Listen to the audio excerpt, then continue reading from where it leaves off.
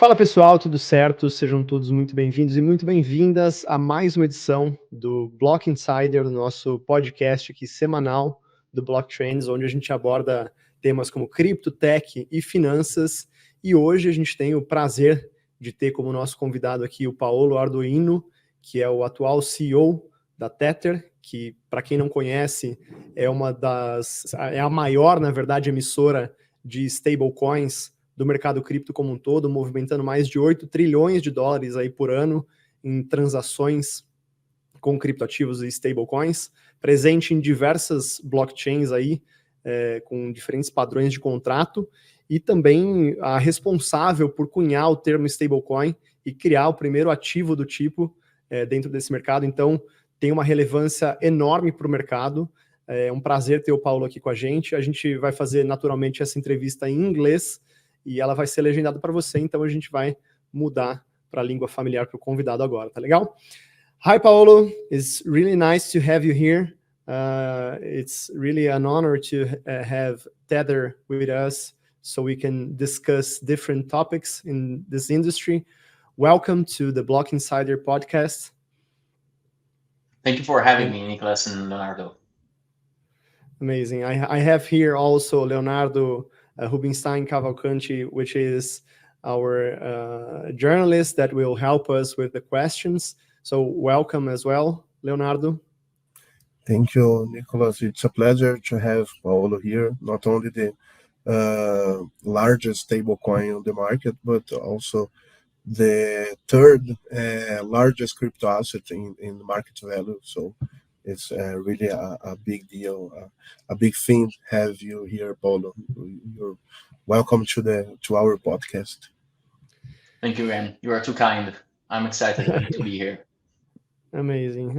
So, Paolo, I think first of all, I think that we need to talk a little bit more about Tether. I gave the audience a quick introduction, but I'm sure that you can do a better job than I did and talk a little bit more about Tether and also about your background, how you became the CEO of Tether, which is a pretty important company in this ecosystem. So please help us with your introduction and telling a little bit more about Tether. Sure. So, you asked about myself and how I became the CEO of Tether. So I'm a developer. I've been a developer all my life. I started coding when I was 8. Of course, just really basic stuff. And then coding was part of my whole life. And I attended the university, computer science, math applied to computer science university in Genoa, my hometown, and in Italy, of course. And then after graduation, I worked as a researcher in university. Then, as many times happen in Italy, you don't get paid much. And then, so I decided to learn something different, that was finance. I was always excited by finance as well, right? I had always a curious mind for everything, including finance. And so, but I wanted to learn the most intricate parts of finance, right? So I started building financial systems for hedge funds, portfolio management system for hedge funds, banks, and so on. Between Switzerland and UK, I had my startup in London, and I was building directly all the most complex tools that these companies needed. But in 2013, I came across the Bitcoin white paper, and I was hooked to that. I got super excited, and I started thinking more and more about Bitcoin. In 2014, I met the CFO of Bitfinex, Giancarlo, that also is the CFO of Tether. And he needed some help on the Bitfinex side, so I joined Bitfinex to help Bitfinex grow its technological platform. I became the CTO of Bitfinex in 2016. I became the CTO of Tether in 2017. And then in 2019, I became also the public face of Tether. And more in the last 3 years, I've stepped up in not only doing technical leading, but more and more I took care of working on strategy, on execution, building teams, working with media, working with regulators, and so on. So my role as a CEO became as a journey rather than rather than a sudden action from the company. So it was it was a journey. It was driven by the work that I have been doing last years in the company. And I always loved to work with my predecessor, Jean-Louis van der Velde, that anyway is still serving in the company and is also a great advisor to myself. Great. So if you can tell us a little bit more of what is the current role of Tether in the crypto market, so we can make common base for our audience, it would be amazing, not only for crypto markets, but also for traditional markets as well. So this answer, I hope I can keep it short, but is has a lot of angles. So first, Tether was born as a digital dollar to facilitate crypto exchange arbitrage. So in 2014, when Tether was born, was the first time, I think in 2013, was the first time that Bitcoin broke $1,000 price. And there were only a few exchanges, OKCoin, Bitfinex, Kraken, Coinbase, and Bitstamp. And the issue we saw is that was that when Bitcoin went above $1,000 on some exchanges, it was $1,200. On others was 1.1, on others 1.3, and so on. Because it was almost impossible to arbitrage that price, right? Arbitrage is the exercise that traders do when they sell Bitcoin on the exchange where the price is higher, they get the dollars, move the dollars on the exchange where the price is lower, they buy Bitcoin there, and it's normal, market dynamic that will push the price to be more and more aligned across the different trading venues. But of course, wires in 2014 were taking 1, 2, 5, 10 days to arrive on the other side, and so arbitrage was impossible. So the simple idea behind Tether was, why we don't put the dollar on this amazing revolution that Bitcoin created called blockchain? It was born simply like that. But over the years, evolved in something different. More and more evolved in a dollar that people could keep in their pockets and they could rely on, and that would be accepted everywhere. So especially with the pandemic and after, during and after the pandemic, we have seen how many countries had their national currency completely destroyed almost by inflation, by basically the devaluation. So we have seen Turkey is an example. Argentina, of course, is also your neighbor. You can see what is happening to the national currency right now. If you change $1,000, you get like a huge pile of banknotes. And it's a common story. You go in Lebanon, you go in Nigeria, you go everywhere. In almost every single developing country, this is happening.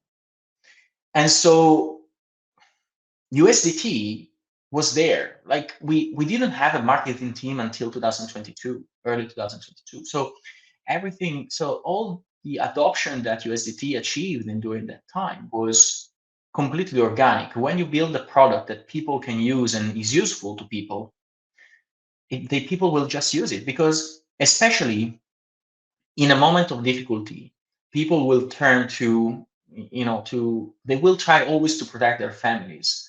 They will try to protect their community. And if they are living in a period where they work all the year, and at the end of the year, they are poorer compared to the beginning of the year, that is what happened in Argentina and Turkey, for example. Because, if you save in the local national currency, you are just poorer after 1 year of work.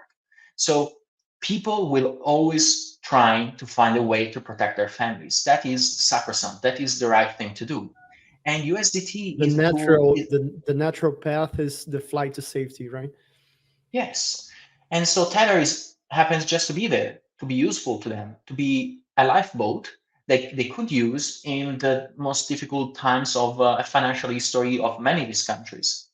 So more and more, Tether USDT is not used in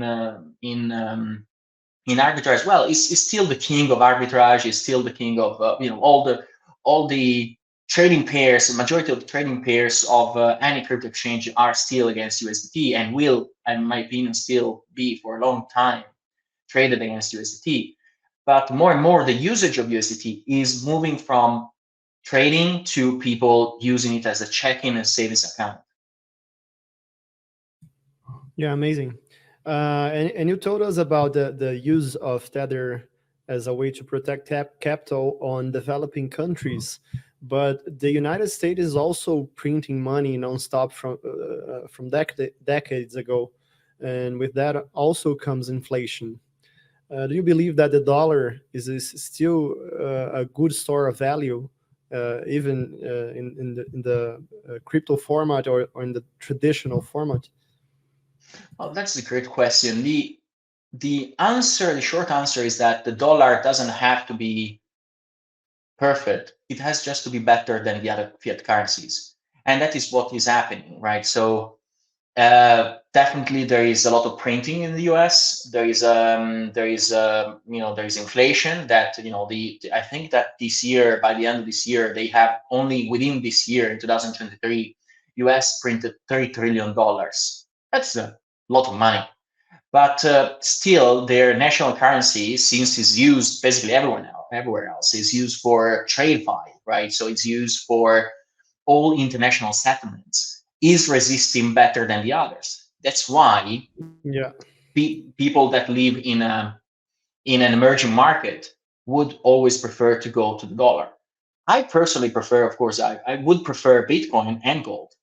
But the reality is that not everyone is ready to understand Bitcoin, right? So they will go to the most common thing that they understand, that historically they understood and their families understood, that would be dollar or gold. So you say that Argentina is passing by a really bad scenario of inflation. So I'd like to ask about what role does Tether play in Javier Milei's victory in the country, even with the idea of dollarization being forgotten by the elected president. Do you believe that Tether still has a place in the country, in the house? So, I mean, I cannot speak for Milei. I mean, it's definitely after you get elected, is all eyes are on you. So we'll see if we will go ahead with the dollarization of the country or not. Nevertheless, the news that I'm getting from Argentina, and I don't think that will change, is that people are holding USDT. They're using USDT to buy, for example, in the Mercado Central in Buenos Aires, they are using USDT to purchase goods, right? You can pay USDT to have a haircut.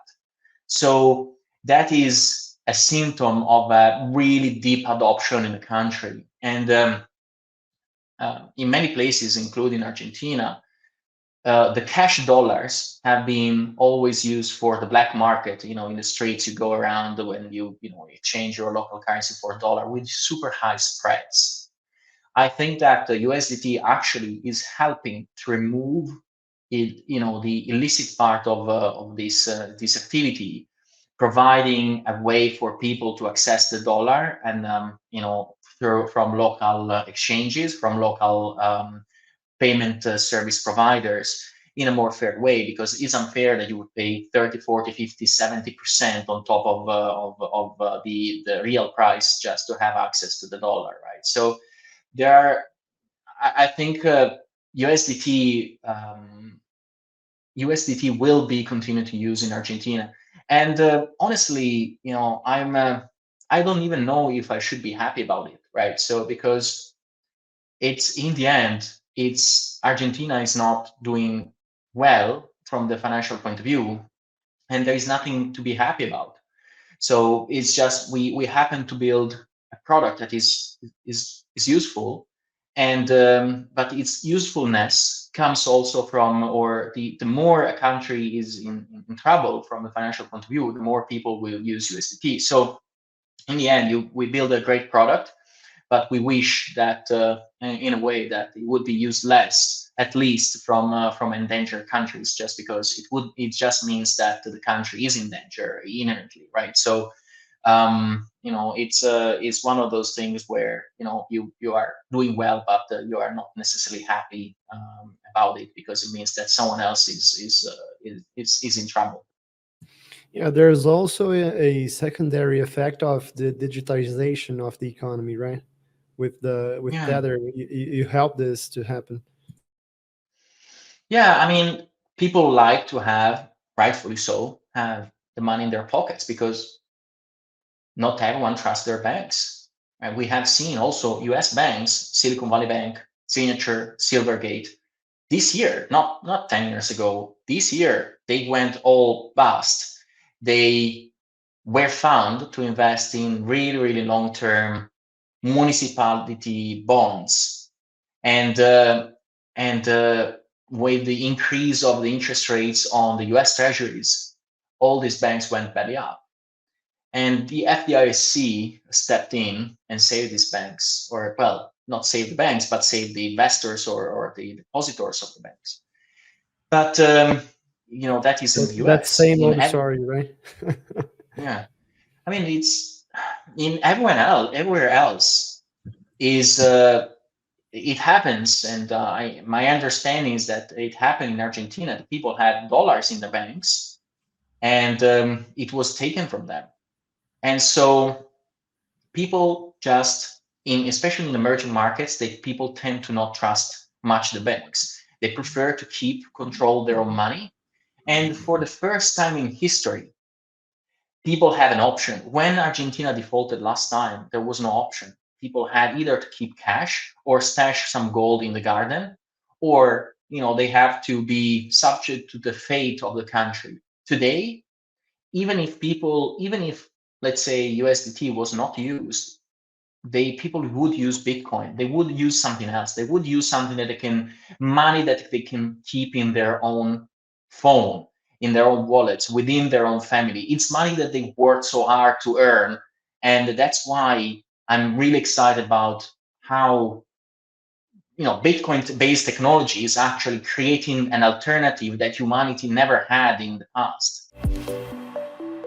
Galera, uma pausa rápida aqui para perguntar se você já utiliza, se você já é um leitor da nossa newsletter Block Insider. Isso mesmo, o mesmo nome dos nossos programas aqui no YouTube também é o nome da nossa newsletter principal lá do BlockTrends, que é uma newsletter que sai semanalmente aí com vários assuntos sobre Bitcoin, criptoeconomia, sobre mercado global, macroeconomia, etc. E essa newsletter é bastante importante para você acompanhar todos os movimentos do mercado. Então eu vou deixar um link aqui abaixo na descrição, onde você pode se cadastrar gratuitamente e receber esses conteúdos no seu e-mail toda semana. Valeu? Agora vamos voltar lá para o episódio. So, besides the arbitrage and the use of exchange, is a fact that stablecoins are two easier ways to navigate in the crypto market without being exposed to so much volatility. So how do you see their use in the ability to send in a easy way, send money borderless in a easier way? How do you see their use for terrorist activities or money laundering? Do you believe the exchanges or issuers are directly responsible for preventing these illegal activities, or it's something that the governments needs to address? So, okay, there is a lot to unpack there. So first of all, yes, Tether is more and more being used in remittances and cross-border payments. All the people that, all the family members that go abroad to work and they have to send money home, they usually were screwed by the existing money transmission companies that were taking 10, 15, 20%. Again, you are charging 20% to a person that worked really hard, far from its own family, and that is to me unfair. I'm really the remittances part is one of the things that I'm more excited about USDT, just because it is really democratizing cross-border payments and keep leaving the money in the pockets of the people that earned that money. So when it comes to illicit activity, I think exchanges and have to do more for sure to be respectful of laws. Tether is an example of that. We recently, there was a lot of noise around the usage of Tether, and we addressed that. First of all, the lot of noise was based on incorrect information used by the Wall Street Journal to write an article, again, based on false information that they retracted only in part after 2-3 weeks. So I think in that specific case, I think that just the Wall Street Journal was making the bidding of the establishment they are defending. But in general, Tether, look at our history in the last years, we have been collaborating with 30 law enforcement agencies all around the world. Recently came out the news that we onboarded directly as direct customer of Tether, 2 prominent US-based law enforcement agencies. We have been investigating ourselves with the help of an exchange, OKX. We investigated and communicated to law enforcement and proactively froze $220 million that were stolen by a pig butchering network. So we have, compared to the banking industry, we have better tools. There is more transparency. We can be faster, and so on and so forth. So definitely stablecoin issuers and exchanges have to do their part to combat crime. And I think Tether is really raising the bar on that side. Also, we should not fall in the trap to think that this is a new thing. Banks, if you look at all the biggest banks in the world, they have been heavily fined because they help the worst criminals in the world. So sure, there is a lot to do. There will be always a lot to do, but that's fine. We have now the tools. For the first time in history, stable coins are showing that there are better tools, and given also the transparency, to fight crime. And so that's something that is a really good balance, and that we have to strive as an industry, as an industry with law enforcement. Yeah, I can't access the JP Morgans or another banks block scan to see its transfers around the world, right? But with Tether, I can simply look up to the Etherscan, Tronscan, and anyways, it's There are hundreds or potentially tens of thousands of eyes on every single transaction. It's not the same in banking.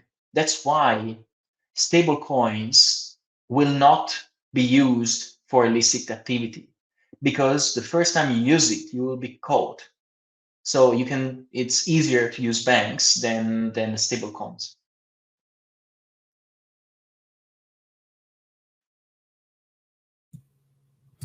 Yeah, and there is actually the point of contact with the virtual asset service providers that help the law enforcement to take action, right? But Paolo, I see that Tether has plays actually an important role in the finance industry, not only for institutions to settle transactions between exchanges, but also for people that are looking to protect their capital and their work and labor that they did to earn money. But all that doesn't come without criticism, as you already told us. And there are some critics in the crypto industry that raise concerns about the role of Tether in the cryptocurrency market, particularly regarding allegations of Bitcoin price manipulation. So, as the CEO of Tether, how you respond to these accusations, and what measures are Tether taking to ensure transparency and stability in its operations that might impact the broader cryptocurrency market? All right. So, really openly, there were these allegations. First of all, are stupid and nonsense. The reason for that is that they actually started in 2017 when Bitcoin became a $1 trillion currency and Tether had 1 billion market cap. So anyone with a little bit of math understanding, so even if you can only do calculations on the back of the envelope, you understand that you can there is no way to manipulate that market. Also, Tether had two class actions that trying to prove this point. The first was just dismissed because of nonsense. And the second, we are in the good process to find that as well. So we don't have anything to hide. Tether, of course, the more the crypto markets grows, the more Tether is being used. But these people these allegations are looking at the problem on the other way, right? So they had it completely wrong. It's the success of Tether is because it's being used as the gateway to crypto rather than being a way to move crypto or move the price of crypto. Manipulate, yeah, right. Yes. Yeah, so and you also have have the transparency reports as well, right? The tells about the money and how the money is invested and stuff like that. Yeah. Yes, we are publishing quarterly attestations. Tether in this moment is keeping. Tether is on track to making profiting 4 billion per year. And the vast majority of that money is staying within the company. We are not distributing the majority of the money. We won't. Right now, you know what is the scariest thing that Tether created, actually, scariest for the old establishment that Tether created is full reserve banking. All the banks are used to have high leverage. They're only used to have 10% of reserves. Is what we call fractional reserves, right? Exactly. Tether is now in this moment around 103% back because we are keeping around at this moment in time around $4 billion of our undistributed profits in the company. So which other company would have done that? Do you know any Silicon Valley company, any VC, any bank that would have done the same? Just because we believe in this industry, we believe in doing the right thing, and we believe in setting the example. So I'm sure that this is pissing off many companies in the old establishment of finance. Sure, that's why the attacks started, and that is what is scaring them the most. So, speaking of pissing people out, pissing people off, since the beginning of the industry, many have bet that certain companies would be penalized by the SEC. Binance and Tether were among them, and certainly we've seen some penalties and complications along the way. But Binance actually was the the last one. But to this day, Tether remains firm and strong, and it's the third asset with more value in speak of market cap, you mean? in market cap. So, would you consider this fact a test of time? Would you say that is a test of time in the in the quality of the stable coin, the firm? Anyway. So in at the beginning of 2022, crypto was in a different state, right? So I remember that journalists and the industry in general have at that time elected many mighty heroes of the industry. You know, FTX, BlockFi, Voyager, I see where Genesis. I see where you're going. Many people were pointing the finger at us, saying, you know, Tether is next to fall. And, you know, and you look around now, and they're all went bust, including banks, you know, even Credit Suisse. So one thing is the public noise, and as I said, is in my opinion represented of what Tether is about. Is about a new way to do finance that is safe, is showing strong reserves and so on. And the other thing is the fundamentals. Tether had strong fundamentals. We were in 2022, we were able to redeem in 48 hours, $7 billion that were 10% of our reserves. And in 20 days, $25 billion that were around 25% of our reserves. So, I mean, that is the test of time. That is trial by fire. That is something that no banking institution was able to survive, and yet Tether survived.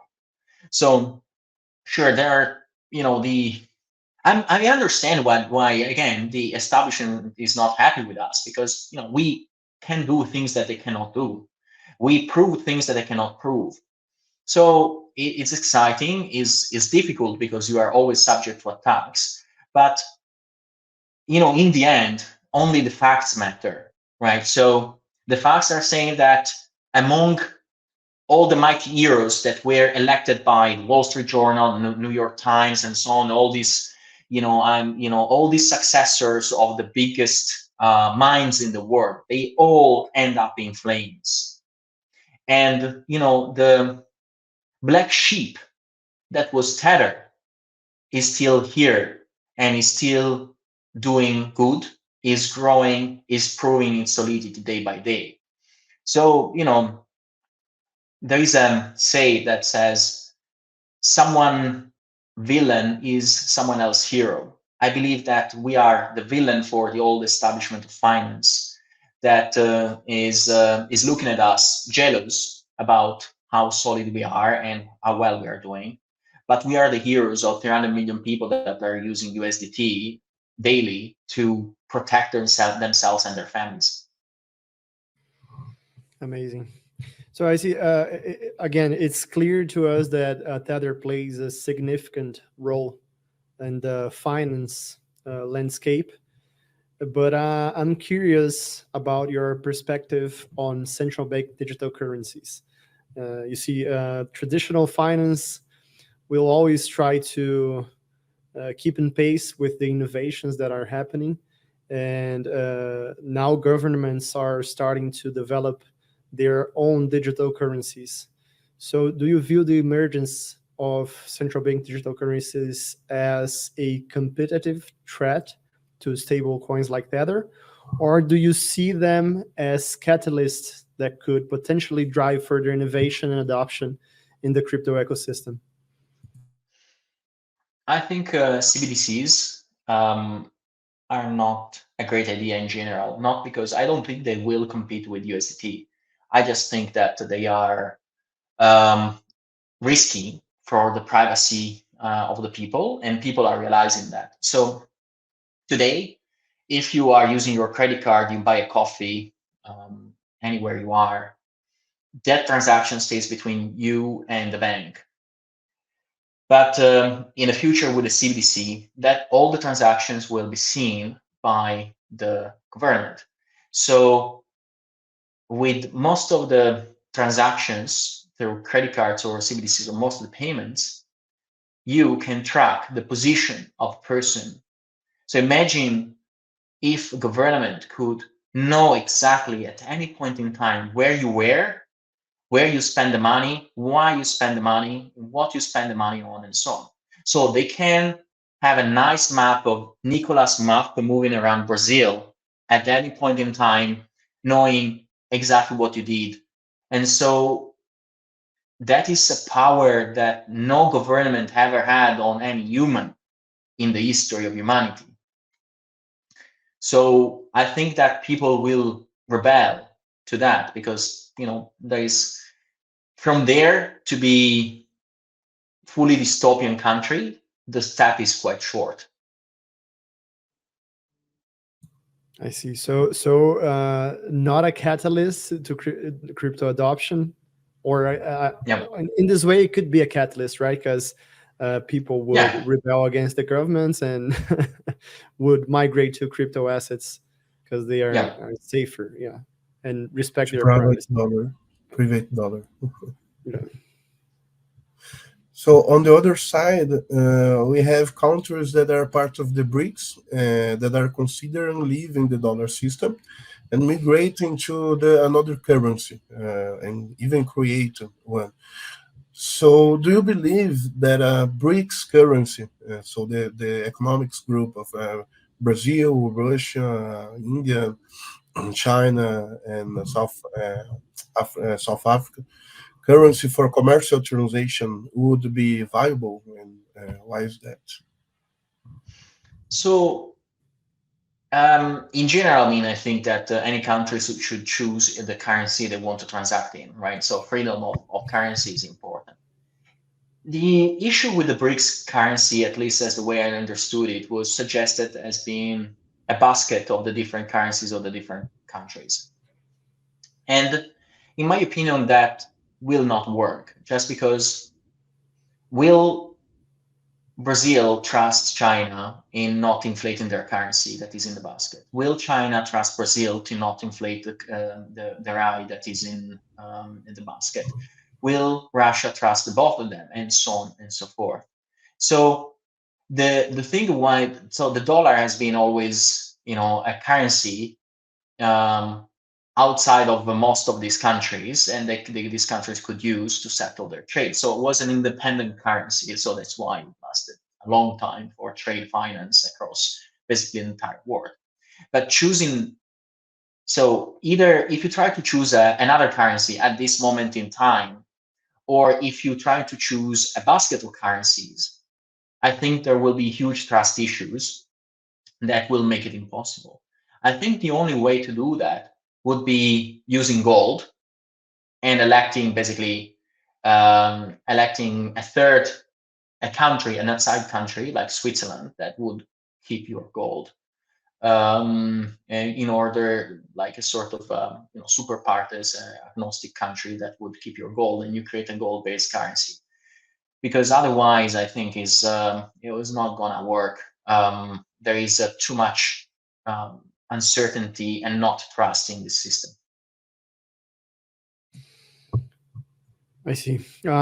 So my last question to you, Paolo, is related to the recent movements Tether has made regarding Bitcoin mining. And I would like to know why join the Bitcoin mining sector now, and where did this idea came from? Does it have something to do with the halving? Why this time to market? So that's a great question. The answer is actually fairly simple. We are Bitcoiners at heart. We think that Bitcoin mining should be decentralized. We want to understand really well how Bitcoin mining works. And so we are helping companies to grow Bitcoin mining outside of the current centralization current centralization spots, including the US. We believe that is important for Bitcoin mining to be present in 50 different countries in a significant way, rather than having more than 50% concentrated in a single country. I see. Any other questions, Leo? Yes, I have a final one, a surprise question. When will you see Tether IPO?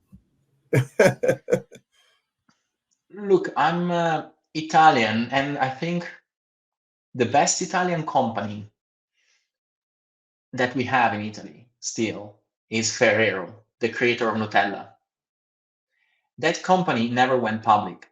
If you have a great product, if you don't need capital, right? Why you should go public as a company? We are happy as shareholders. It's the companies that go public are the ones that needs to raise billions of dollars to build something. We don't need that, right? So we are lucky in our position, and we love what we are doing. The management is not interested to relinquish control to some VCs. So maybe in the future will happen, but what I'm saying is that we don't have any current interest in making that happen. Okay, great. Thank you very much. So Paolo, it's been a pleasure talking to you. Thank you for clarifying all those topics. I hope we can make another of this anytime soon. As you, I have my Italian descendants, so I hope that when I go to Italy, we can meet in person, perhaps. And thank you very much for your time. Thank you, Nicolas. Thank you, Leonardo. It was really fun to be on your show. So, and I appreciate all the questions. Thank you for your time. I will now switch back to Portuguese, okay? Sure. Just to make my final considerations. Então, pessoal, a gente vai ficando por aqui. Tivemos aí um papo muito bacana com o Paolo, que esclareceu boa parte das questões que a gente achou pertinentes levantar aqui para vocês. A gente vai ficando por aqui. Léo, quer fazer algum comentário final aí antes da gente encerrar?